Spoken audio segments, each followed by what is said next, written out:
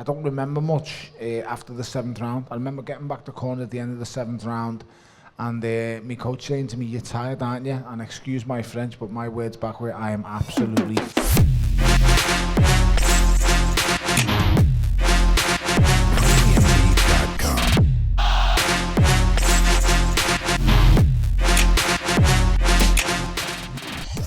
Can we get a big applause for Tony Bellew, please? Another one. Come on, guys. Come on, guys. One of your own. Take a seat, Tony. Thank you for coming. Pleasure. First things first. Well done in the fight. Unlucky. Came up against a great opponent, but you put on a great show, as always. Well done with that. How you feeling since then? I'm okay. Things are good. Disappointed, obviously, it doesn't go my way, but listen, this is life. There's more to life than boxing. I gave it everything I could have given. I just met an amazing fighter, you know, as very good as he is. It's just gutted and that I got tired. That's the only bad thing I can say. It's never happened to me in any other fight in my career. I felt like I was winning, and the fight was going exactly as I planned. I got a lead, and then I started getting him to chase. And the only bad thing is when he starts to chase, I got tired, and that's the only thing. But listen, this is boxing, this is life, and you just got to move on. It was a great show, and just before we go any further, not change your mind, still retired? My wife's very close by. She's not in this shop, but I am retired, yes. I'm going to miss fighting. I've been fighting for 20 years. Well, I've been fighting all my life. The only thing I'm good at, the only thing I truly understand and know. But yes, I would say that should be the last time you'd ever see me in a boxing ring. Supposed to be anyway. Maybe, just maybe. Tony, what do you want your boxing legacy to be? What do you want to be remembered for? Because obviously these guys will remember you for your great fights and so on, but what do you want to be remembered for? I've never been wanted to be known as the best, or I know people have been calling me Liverpool's best ever fighter and stuff. For me, I don't even want to be known as that. I'm just more than happy with being known as a fella who would fight anyone. The fella he would literally fight the best anywhere, any way. And that's all I'm happy to be known as. So I'm very humbled and flattered that fellow peers and other sportsmen in my industry have come out there and said, we think Tony's this, we think Tony's that, and honest to God, I'm honoured and flattered. I never look at myself as being that, and I've never been able to look at myself as being anything more than a scally who likes a fight, and that's just who I am. So I'm honoured and flattered, whatever people want to call me, but I will never relate to myself as being this iconic figure in any way, shape or form. So just a fat scouser who was willing to fight absolutely anyone, and I'm happy with that. You might not say it, but I'm sure these guys will say it. You are an icon too, because you've shown that no matter who you are, where you come from, what kind of start you have even in the sport, you can still go on and achieve things, and I think you've did that. Thank you. Yeah, listen, I wasn't fortunate enough to come into the boxing world on the back of an Olympic gold medal or on the back of major sponsorship. I started off on, you know, smaller shows. My professional debut was actually on a Amir Khan undercard against Scott Lawton in Nottingham Arena, and then as soon as I come down to earth when I was fighting in Widnes Park Leisure Centre, Neverton Park Sports Centre, and venues like that. So, you know, you move with it and you roll with the time. But I'm very fortunate and very lucky that success came to me towards the end of my career, and you know, I had the greatest night of my career at Goodison Park. And I can never take anything away. That can never be took away from me. No matter what happened last week or whatever's happened in the past, I've been a world champion. I've been a British, Commonwealth, European and a world champion. I've won the things that I always dreamed of winning. Don't get me wrong, the final fight with Usyk didn't go my way, but ultimately, that's life, and you just have to accept it, dust yourself down and keep going again. Like I've said, I'm not going to sit here and dwell on it and be negative and down. I could be. I've done that for the last 6 days. I've had enough of doing it now. So I'm just happy when I look back at my career. I'm kind of proud of myself. You know, I've come from nothing. I used to just be a kid in school who used to dream of playing for Everton Football Club, and in reality, the dream came true when I actually fought at Goodison Park, because although it was a dream, I was never going to play football there. Believe you me, I'm not that good. I'm terrible. But I got my version of the dream by sticking that ring in the middle and having a fight. So, thank you is all I can say. Cheers, and kind of is another understatement, but we'll move on anyway. I remember speaking to you in the build-up to the fight, watching one of your training sessions as well, and you were talking a lot about sacrifices. One of the ones that stuck out is food. So Tony, the day after the fight, what did Tony Bellew eat? I'm probably going to disappoint you, as I know you probably think, what did they eat? They went to Chippy, because I didn't really want to get out and about and be seen and talking to other people. And I knew people were wishing me well, but you just kind of want to just be a couch potato in the house and just sit there and be left alone for a couple of days to digest what's happened. So what she done, she went to Chippy, and believe it or not, the Chippy by mine does the best pizza that you could even, and it doesn't even make sense. What's a Chippy doing making boss pizzas? I don't know what they're doing, but the pizza's great, the meat feast pizza. So I had some Chippy, I had some Chinese, I had some pizza, and I sound like a pig. Well, I am a pig. And I just nibbled at a lot of them, and then after that, I tried me luck with Häagen-Dazs ice cream, and then after that, I'm trying to think. I think I went on to jellies, Mike and Ike's. So just devoured anything I could get my hands on, and it made me extremely happy to be eating again. 3 months, I never had a single piece of bread. For 3 months, I didn't have a piece of chocolate, a fizzy drink. I was on a diet. I lost 2 stone and 10 pound. And when I started camp, I was 17 stone. When I got to the fight, I was 14 stone 4. So it's long, it's hard, but that's camp, that's life, and it's my fault for going to 17 stone and being a fat get anyway. So I shouldn't have done it. I don't know how you disappointed anyone with that. That was a fat munch. A fat munch. Just Eat must have had a busy day. Moving on from that, the Usyk, was he the toughest you've ever fought, hardest hitter, quickest? What kind of opponent was he? He's definitely the best all-round fighter I've ever fought. He had the most tools and he could do the most different things. His footwork was absolutely exceptional. It sounds strange to say, was he the biggest puncher? No. David Haye, it's much harder than Alexander Usyk, but like I say, I don't remember much after the 7th round. I remember getting back the corner at the end of the 7th round, and my coach saying to me, "You're tired, aren't you?" And excuse my French, but my words back were, "I am absolutely." And I was so exhausted. And like I said, I've never felt that before. Me coaches and me physios and me doctors have told me that, you know, age plays a part, losing weight, you know, you just couldn't do it. But I don't want to draw upon excuses. I lost to the better man. Simple as that, in my opinion. You know, I got tired. He started coming strong. That's the only part that disappoints me the most, that I got tired, because I'd done the perfect game plan. I'd outboxed him for 4 or 5 rounds, and then I started frustrating him. I started making him miss, and he started coming forward. It just so happens that I got tired when he started coming forward, and like I said, it's what happens. He's an exceptional fighter, very, very good at what he does. Like I said, to repeat myself again, footwork's exceptional. People who don't understand boxing really will think, "Oh, he looks so strong, he's very powerful." To be as good as he is in boxing, you need exceptional footwork and of the highest quality. And I've got decent feet. That's one of my things. I'm from Rotunda ABC, a boxing club that predominantly worked on footwork. So my footwork has always been very good. I never forgot it when I turned professional. A lot of professional youngsters forget their feet when they turn professional. They've just got this thing that you stick your feet to the floor and you just swing and trade punches. That was never boxing for me. Boxing is about hit and not get hit. And your feet dictate and allow that. That's what makes him so good. His feet, with just the range of movement and distance, how quick his feet were. He was very accurate. So yeah, he's just, like I said, all round, he's the best fighter I've ever fought, shared the ring with. When you say, does it one particular thing that he does? Not really, no. I mean, the feet are exceptional, yes, but his accuracy is exceptional. His speed is okay, it's good.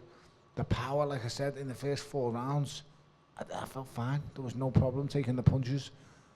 It's just that I got left flat on my back in the 8th when I'm absolutely exhausted, but that's life. That was the first time all the bouts were on the line in the UK, which is another big first for British boxing. Hoping to see that again in the future with Anthony Joshua. Do you think he can unify that division?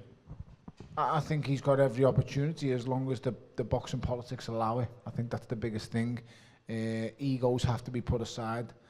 And for me and Usyk, it wasn't really too hard to come to an agreement. He identified me as being, you know, the second best cruiserweight in the world after him. When I left the cruiserweight division, I was the best cruiserweight in the world. I chose to go to heavyweight, and have them 2 mega fights with David Hay. I got past them, and then for a fight, it's always coming back down. That's the tough part in weight after you've gone back up.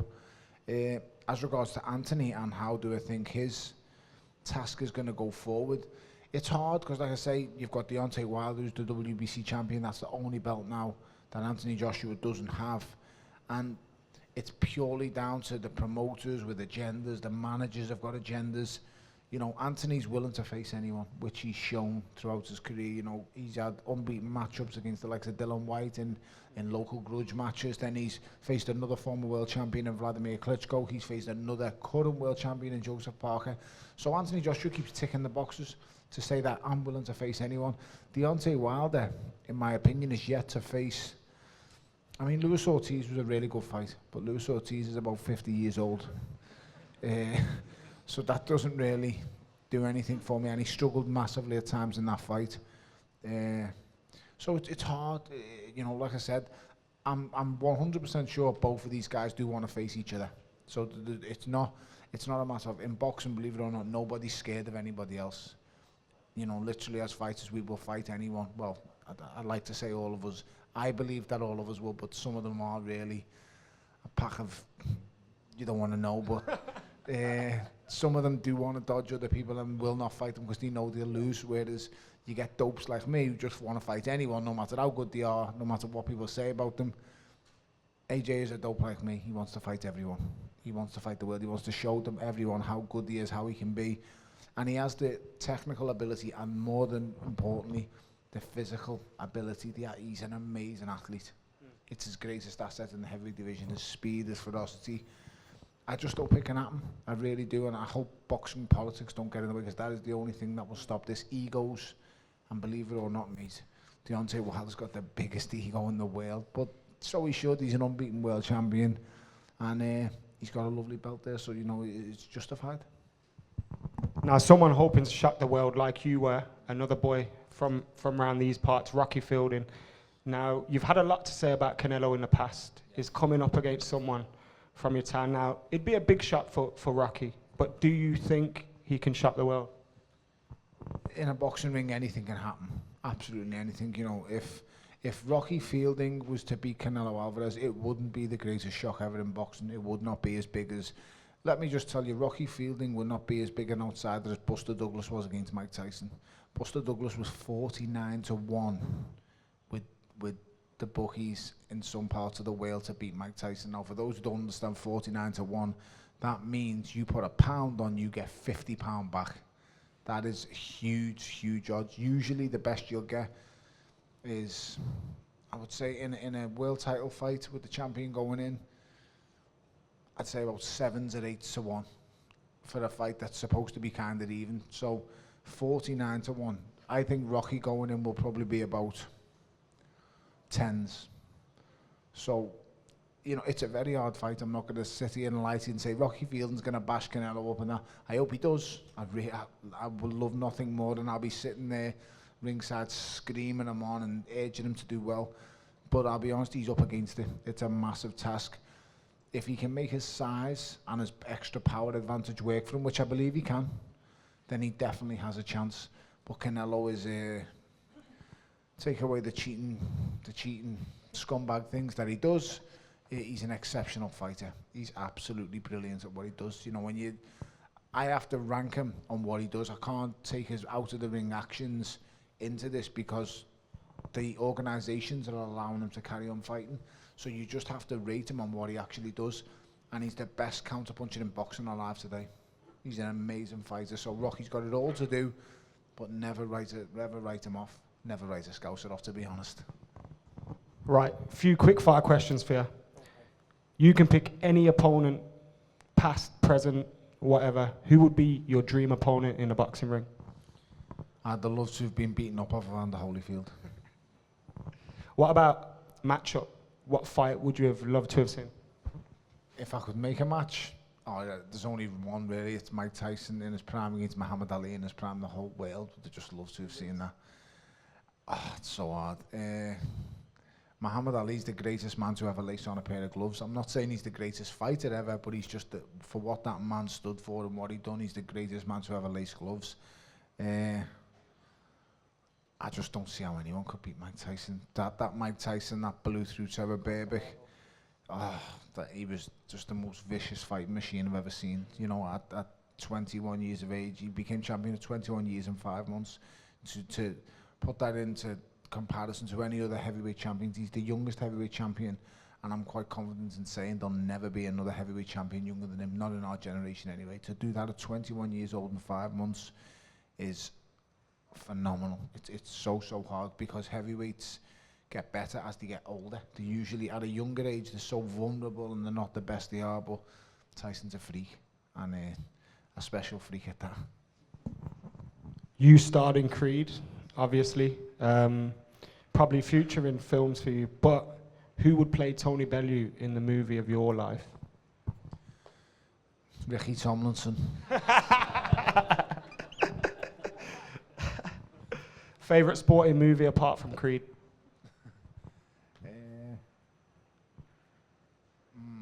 Favorite sporting movie? Any Given Sundays up there. I do like Any Given Sunday, but no, I would have to say the name is on the tip of my tongue. The Denzel one. Remember the Titans. There you go. Punchy I am, lad. Swear to God, punches have had an effect. I seen it the other night again for about the 20th time. Remember the Titans. Right, this is a good one. I like this. Five-a-side team, football team, players past and present. Who's in Tony Bellew's five-a-side? Okay. Any players, any times? Yeah, one goalie, 4 outfield. One goalkeeper. I've got to have to be biased, lad. I'm going to have to say that. You've got to have Big Nev, the bin man. Yeah, your personal favourite. My personal. So you don't want me to go on like just Not legend? just the best. No, not just the best. Okay, so my personal favourites: the bin man in goal. What is it? Five-a-side. So you're going to have 2 defenders. Ba-da-ba-ba-da-ba. You know what happens when he scores, don't you, lad? I will have to say Stubbsy and Ibbo at the back. Picking my mates now. In midfield, TC, Tim Cahill, and then I would have to say Leon Osman. Mate, he was great with the ball, little steps in his feet. So I've named... That's fine. Did you say Tim Cahill and Osman? Oh yeah, I have only named 5. You've got to have a forward though, haven't you? So you can only have one midfielder, so TC's going to have to go. I'll have Ozzy, and then up top, I idolise Duncan, so, and he's my mate, which is mad to say, but yep, that's my teammate. So Duncan up top, Leon in midfield, 2 defenders, Stubbsy and Ibbo, and the bin man in goal. Not a bad team at all. Don't know how many they'll win though. Right then, we do a thing on JD Wading with Dan and Steve-O, where we ask for a few predictions. So we want to know who you think will get weighed in, as in lose the fight between these opposition. It's a lovely saying, that way. It is a bit, isn't it? It's not nice when it's used being done. Speak from experience. Fury versus Wilder. I hope I'm wrong. Do you know what? I'm sick of going. I'm going to say Wilder gets weighed in. I'm changing this late in the day. Don't go against your own. Wilder gets weighed in. Whyte versus Chisora 2. Oh, I can't go against my man Del. And I get on with both of them, to be fair, but I can never go against Del. Del's my brother. Manny Pacquiao versus Adrian Broner. Pacquiao on points. But it'll be very, very close. I just think Broner will mess him around. Be very, very awkward. I think it might even be a dreadful fight, if I'm being totally honest. Right. I asked you this before, but I'm going to ask you again.